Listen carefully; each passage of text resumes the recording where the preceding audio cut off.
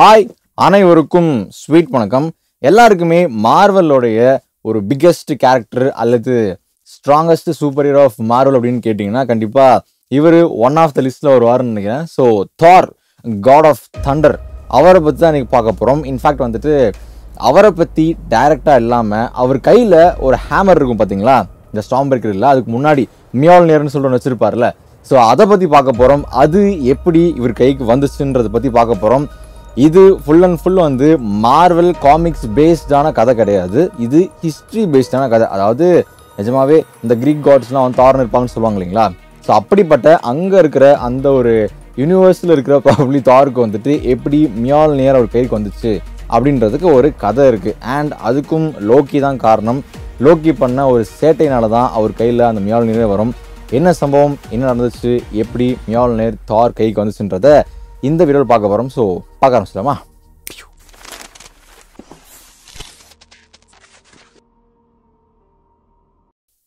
So வழக்கம் போல் வந்து முன்னொரு காலத்தில் ஆஸ்கார்டில் மக்கள்லாம் சந்தோஷமாக வாழ்ந்துட்டு இருக்கிறாங்க. நம்ம கிங் ஓடின் வந்துட்டு சூப்பராக வந்துட்டு ஆட்சி பண்ணிட்டு இருக்கிறாரு. எல்லாமே வந்து சூப்பராக போயிட்டு இருக்குது. அப்படி போயிட்டு இருக்கும்போது நம்ம mischief, god of mischief Loki இருக்கார் இல்லையா, அவருக்கு தான் வந்து இது நல்லா போயிட்டு இருந்தால் பிடிக்காது. அவர் என்ன பண்ணுறாரு, ஒரு நாள் வந்து விளையாட்டுத்தனமாக சரி ஒன்று பண்ணுவோம் அப்படின்னு சொல்லிட்டு தாரோடைய மனைவி, அவங்க பேர் வந்து சிஃப்னு சொல்லுவாங்கன்னு நினைக்கிறேன். ஸோ தப்பாக தான் மன்னிச்சுக்கோங்கப்பா, சிஃப்னு நினைக்கிறேன் ஐ கெஸ். ஸோ அவங்களுக்கு இந்த தலைமுடி அப்படின்றது வந்து கோல்டன் கலரில் ரொம்ப பியூட்டிஃபுல்லாக அழகாக வந்து பெருசாக இருக்கும் அப்படின்னு சொல்லிட்டு சொல்லப்படுது. ஸோ அப்படிப்பட்ட சிஃப் வந்து ஒரு நாள் தூங்கிட்டு இருக்காங்க அவங்க ரூமில். ஸோ தூங்கிட்டு இருக்கும்போது நம்ம லோக்கி என்ன பண்ணுறாருன்னா அப்படியே நைஸாக அந்த ரூம் பக்கம் போயிட்டு வேணும்னே இந்த நம்ம திருப்பாச்சி விஜய் அவர் பண்ணுவார் இல்லைங்களா, இந்த கத்திரிக்கோள் மாதிரி வந்து போயிட்டு ஏதோ ஒருத்திருக்கு போகிறவளுக்கு அந்த முடியை பார்த்து ஸோ லோக்கி என்ன பண்ணுறாரு, சிஃபோடைய அதாவது தாரோடைய மனைவியோடைய அந்த முடியை வந்து வெட்டி விட்டுறாரு. இவ்வளோ பெருசு இருக்குன்னா அது ஓரளவுக்கு வந்துட்டு பாதியாக வெட்டி விட்டுறாரு. வெட்டி விட்டுட்டு ஐ சூப்பர் அப்படின்னு சொல்லிட்டு திருத்தனை பட்டோன்னு சொல்லிட்டு ஓடியும் வந்துடுறாரு. அதுக்கப்புறம் அடுத்த நாள் காலையிலிருந்து சிஃப் வந்து ஓன்னு ஒப்பாரி வைக்க தார் வந்து பயங்கரமாக கடுப்பாக டே லோக்கி அப்படின்னு கத்தி எங்கடா லோக்கின்னு சொல்லிட்டு ஃபுல்லாக லோக்கியை வந்து தேட ஆரம்பிச்சிடுறாங்க. லோக்கிக்கு வந்துட்டு உடனே டர் ஆகிடுது. ஓ மை காட், நம்ம வந்து இவ்வளோ பெருசாக ஆகும் நம்ம எதிர்பார்க்கலையே, நம்ம ஏதோ விளையாட்டுத்தனமாக பண்ணோமேன்னு சொல்லிட்டு ஒரு மாதிரி வந்து டென்ஷன் ஆகிடுறாரு. தார் மட்டும் நம்மளை பிடிச்சான் அப்படின்னா கண்டிப்பாக வந்துட்டு கொல்லாம போட மாட்டான்.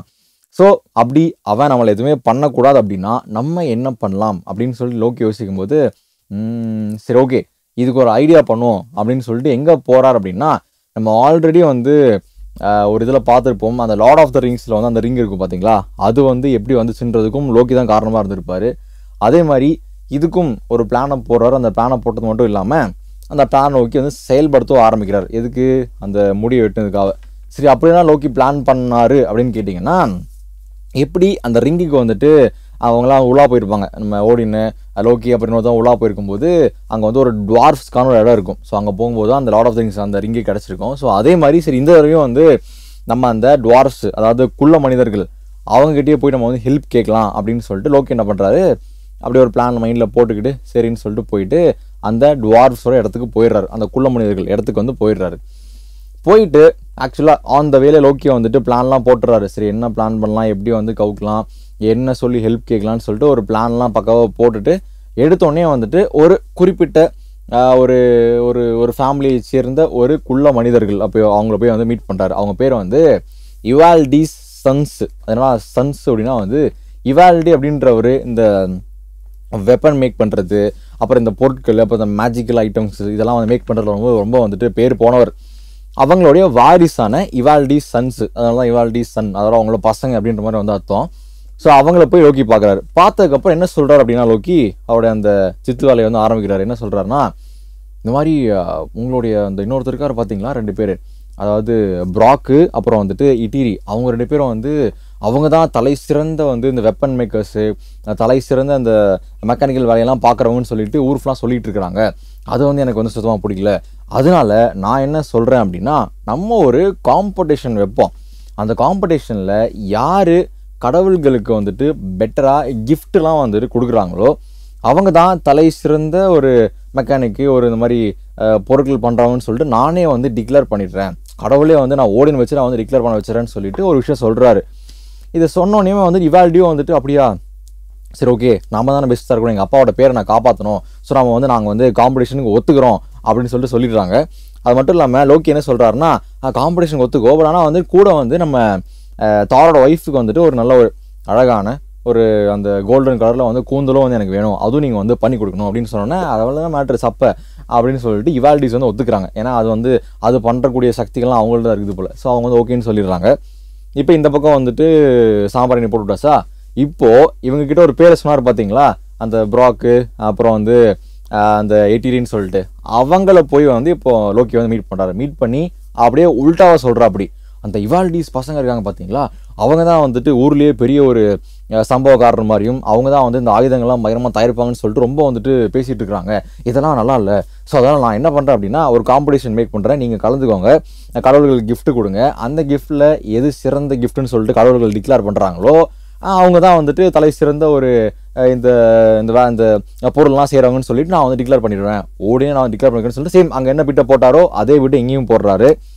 ஆனால் அவங்கள மாதிரி இவங்க வந்துட்டு லைட்டாக வந்துட்டு என்ன சொல்கிறது, முட்டாள்கள் இல்லை, இவங்க வந்துட்டு கொஞ்சம் உஷாராக இருந்ததுனால என்ன சொல்கிறாங்கன்னா, அது என்னது, அது எதுக்கு நாங்கள் வந்து போயிட்டு அந்த காம்படிஷன்லாம் கலந்துக்கணும், எங்களுக்கு அப்படிலாம் ப்ரூவ் பண்ண வேண்டிய அவசியம் இல்லை அப்படின்னு சொன்னால் லோக்கிக்கு வந்து ஷாக் ஆகிடுது. ஐயோ ஏன்னா அவன் பேக் அடிக்கிறானேன்னு சொல்லிட்டு கன்வின்ஸ் பண்ணி கடைசியாக இந்த ப்ராக்கும் இட்டீரியும் எதுக்கு ஒத்துக்கிறாங்க அப்படின்னா, சரி ஓகே நாங்கள் வந்துட்டு கிஃப்ட்லாம் நாங்கள் வந்து மேக் பண்ணுறோம், பொருள்லாம் பண்ணுறோம், காம்படிஷன் நாங்கள் வந்து கலந்துக்கிறோம், ஆனால் எங்களுக்கு ஒரு நிபந்தனை இருக்குது அப்படின்னு சொல்கிறாங்க. லோக்கிக்கு வந்து ஒரே இது என்னடா நிபந்தனை, சரி ஓகே சொல்லுங்கள் என்ன நிபந்தனை அப்படின்னு கேட்கும்போது, ஒருவேளை இந்த காம்படிஷனில் நாங்கள் தான் பெஸ்ட்டு, நாங்கள் பண்ண பொருள் தான் பெஸ்ட்டுன்னு சொல்லிட்டு ப்ரூவ் ஆச்சு, அவங்க வந்து ஜட்ஜஸ் வந்து அந்த கடவுள்லாம் ஒத்துக்கிட்டாங்க அப்படின்னா உன்னுடைய தலை எனக்கு வேணும் பரிசா அப்படின்னு சொன்னால் லோக்கி வந்து ஆடி போயிட்டார். ஓ என்னோட தலையா, எதுக்குப்பா உனக்கு அப்படின்னு சொல்லிட்டு லோக்கிக்குள்ளே 1000 கேள்விகள், ஐயோ என்ன பண்ணுறதுன்னு தெரியலையே, இவன் தலையவாறு கேட்குறானேன்னு சொல்லிட்டு சரி ஓகே நீ ஜெயிச்சாதானே, உன்னைய ஜெயிக்க விட்டாதானேன்னு சொல்லிட்டு லோக்கி வந்து அந்த இடத்துல முடிவு பண்ணி சரி ஓகேப்பா ஒத்துக்கிறேன்ப்பா, டீல் இஸ் டீல் அப்படின்னு சொல்லிட்டு வந்துடுறா. அப்படி இப்போது லோக்கி ஒரே வந்துட்டு படபடப்பாக மாறிடுது. ஏன்னா வந்து இவங்க 2 பேர் இந்த ப்ராக்கும் ஐடியும் வந்து ஜெயிக்கக்கூடாது இல்லையா, ஜெயிச்சானா வந்து லோக்கி அவருடைய தலையை வந்து கொடுக்குறேன்னு சொல்லியிருக்கிறாரு. ஸோ அதனால் என்ன பண்ணுறாருனா, இவங்க கிஃப்ட் மேக் பண்ணும்போது இவர் வந்து ஒரு கொசு மாதிரி ஒரு ரூபத்தில் போயிட்டு இவங்களை டிஸ்டர்ப் பண்ணுறது, அப்படியே இந்த பக்கம் வந்து போகிறது, நானே படம் பார்த்துட்டு போனீங்களா, ஸோ அது மாதிரி வந்துட்டு இந்த பக்கம் பறந்து போகிறது, கட்டிக்கிறது பிடிச்சி என்ன பண்ணாலும் இந்த ப்ராக்கும் இட்டிரியும் வந்துட்டு அவங்களுடைய கிஃப்ட்டை வந்துட்டு அயராமல் எந்த டிஸ்டர்பன்ஸாக எடுத்துக்காமல் தங்கள் வேலையிலேயே மட்டும் கான்சன்ட்ரேட் பண்ணி வந்துட்டு ஒர்க்கப் பண்ணிட்டு இருந்திருக்காங்க. லோக்கிக்கு ஒன்றுமே புரியல, ஐயோ இவனுங்க வேறு இப்படி பண்ணுறானுங்களே, விட்டா ஜெயிச்சிருவானுங்க போலன்னு சொல்லிட்டு கடைசியாக என்ன பண்ணுறாருன்னா, அந்த இவங்க 2 பேரும் வந்துட்டு கடைசியாக ஒரு வெப்பனை வந்து பண்ணிகிட்டு இருக்கிறாங்க கிஃப்டாக கொடுக்குறதுக்கு.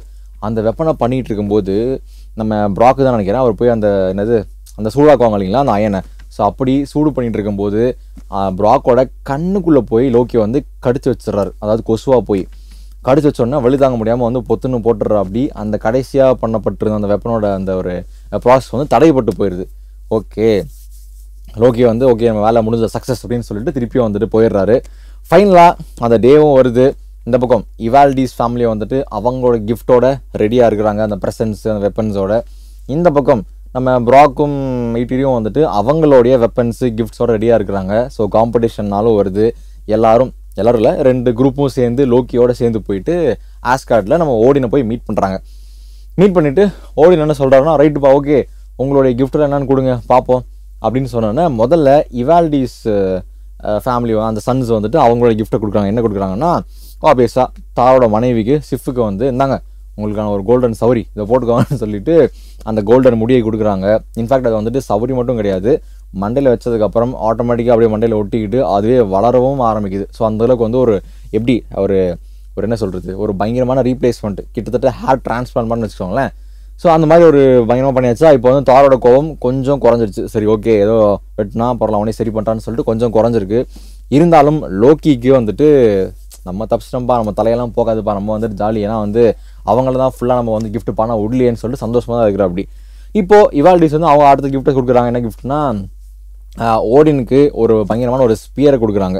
நல்ல ஒரு கூர்மையான ஸ்பியர், எதாயும் வந்து உடச்சிட்டு போகிற ஸ்பியர்னு சொல்லிட்டு அவ்வளோ பவர் அதுக்கு இருக்குது. அதே மாதிரி வந்துட்டு லார்ட் ஆஃப் ஹார்வெஸ்ட்னு சொல்லி ஒருத்தர் இருக்காரு. அந்த ஹார்வெஸ்ட் அக்ரிகல்ச்சர் மேபி விவசாயிகளுக்கான கடவுள்னு சொல்லலாம். அவருக்கு வந்து ஒரு சின்ன ஒரு ஏதோ ஒரு பரிசு பொருள், ஒரு சின்ன ஒரு கிளாத் மாதிரி, அந்த கிளாத்தை வந்து அப்படியே பிசுக்குன்னு தூக்கி போட்டோம் அப்படின்னா அது வந்து பெரிய ஒரு கப்பலாக மாறிடும். அந்த அளவுக்கு பயங்கரமான விஷயங்கள்லாம் கொடுத்தோன்னே எல்லாரும் வந்து சூப்பர் மாஸ் அப்படின்னு சொல்லிட்டு அப்ரிஷியேட் பண்ணுறாங்க. இப்போது அடுத்து நம்ம ப்ராக்கும் இட்டீரியும் அவங்களோட கிஃப்ட்டை வந்து கொடுக்க ஆரம்பிக்கிறாங்க. ஸோ முதல் கிஃப்டாக என்ன போகுதுன்னா, நம்ம ஹார்வெஸ்ட் கடவுள் இருக்கார் இல்லையா, ஃபார்மிங் கடவுள், விவசாய கடவுள், அவருக்கு வந்து ஒரு பன்னி மாதிரி, பேசிக்காக வந்து ஒரு பன்னி ரூபத்தில் இருக்கிற ஒரு வண்டி மாதிரி அது. அந்த வண்டியில் ஏறிட்டு எவ்வளோ ஃபாஸ்ட்டாக வேணாலும் போகலாம், எங்கே வேணாலும் போகலான்னு சொல்லிட்டு அந்தளவுக்கு ஒரு பயங்கரமான வண்டி. அந்த வண்டியை வந்துட்டு நம்ம லார்ட் ஆஃப் அந்த அக்ரிகல்ச்சருக்கு வந்து கொடுத்துட்றாங்க. அப்புறம் ஓடினுக்கு பார்த்தீங்கன்னா வந்து ஒரு பயங்கரமான ஒரு மோதிரம் மாதிரி ஒன்று இருக்குது, ஒரு ரிங் மாதிரி ஒன்று இருக்குது. ஏன்னா செம்ம ரிங்கு தானே அப்படின்னு கேட்டிங்கன்னா, அந்த ரிங்கு வந்துட்டு ஒவ்வொரு 9th டேவும் வந்துட்டு அந்த ரிங்கை வந்துட்டு அப்படியே 8 மடங்காக வந்துட்டு மல்டிப்ளை ஆகும். ஸோ அந்தளவுக்கு ஒரு பயங்கரமான ரிங்கு. அதை வந்து ஓடின் கொடுக்குறாங்க. ஓடின் வந்து சூப்பர் நல்லா இருக்குல்ல அப்படின்னு சொல்லிட்டு அதை வச்சுக்கிறாரு. அண்ட் ஃபைனலாக நம்ம தாருக்கு ஒரு கிஃப்ட்டை கொடுக்குறாங்க. அந்த கிஃப்ட்டு தான் வந்துட்டு நம்மளுடைய மியால்னியர், அந்த சுத்தியல். அதை வந்து கொடுத்தோன்னே எல்லாருக்குமே வந்து ஒரே ஆச்சரியம். ஏன்னா சுத்தியல்லாம் பேசிக்காக பெருசாக, கைப்பிடி பெருசாக இருக்கும், அந்த மாதிரி தானே பார்த்துருப்போம். சின்ஸ் லோக்கி வந்து ஆல்ரெடி அங்கே போய் வந்து ஒரு சின்ன ஒரு ஃபுல்லாக வேலையை முழுசாக முடிக்காமல் ஒரு மாதிரி ஃபன் பண்ணி விட்டதுனால அதை அவங்களால வந்து முழுசாக செய்ய முடியல.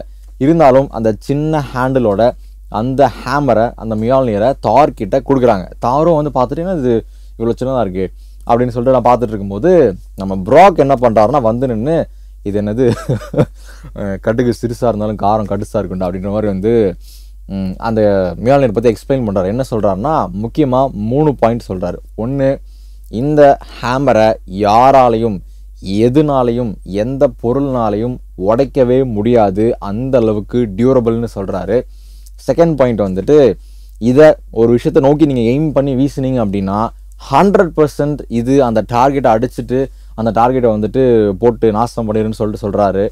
மூணாவது விஷயம் என்ன சொல்கிறாருன்னா, அப்படி வீசும்போது அந்த டார்கெட்டை அடிச்சுட்டு திருப்பியும் பூமராங் மாதிரி தாரோட கைக்கே அந்த ஹேமர் வந்துடும் அப்படின்னு சொல்லிட்டும் சொல்கிறாரு. இதெல்லாம் சொன்னோன்னே எல்லாருக்கும் வந்துட்டு ஆச்சரியமாக போயிடுது. அடடே எப்பேற்பட்ட பொருள் இது அப்படின்னு சொல்லிட்டு தாருக்கே ஒரு லவ் வந்துடுது. அது மட்டும் இல்லாமல் கிட்டத்தட்ட எல்லாரோட மைண்ட் செட்டும் ஒரு மாதிரி சூப்பர் வாவ்னு ஆயிடுது. ஆனால் நம்ம லோக்கிக்கு டர் ஆகிடுது. ஐயோ என்னடா இந்த சின்ன ஹேமர் வந்து பிடிச்சிருக்குன்னு சொல்கிறாங்களே, நம்மளால் தலைவார கொடுக்குன்னு சொல்லிட்டு பேசி வந்திருக்குமேன்னு சொல்லிட்டு பயத்தில் இருக்கிறாரு. அவர் பயந்த மாதிரியே ஃபைனலாக கடவுள்கள்லாம் என்ன கொடுக்குறாங்கன்னா, தார் கொடுக்கப்பட்ட அந்த ஹேமர் மியால்னியர் தான் சிறந்த கிஃப்ட்டு, அதுதான் சூப்பரு அப்படின்னு சொல்லிட்டு டிக்ளேர் பண்ணிடுறாங்க. Right, okay.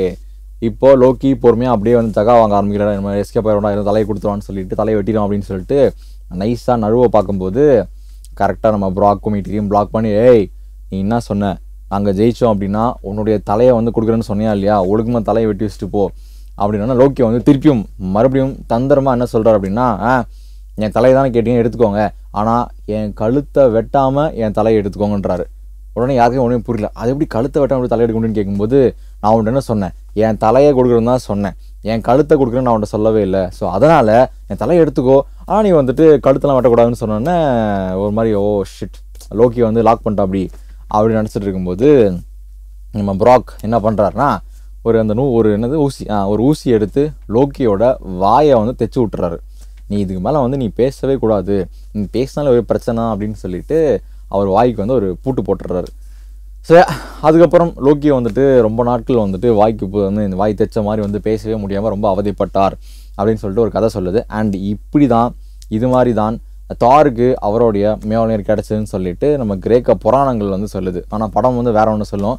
ஸோ அது நமக்கு என்னன்றது தெரியல. Anyways, that's it for today. மீண்டும் உங்களை நாளை மற்றும் ஒரு வீடியோவில் சந்திக்கிறேன். தேங்க்யூ, பாய்.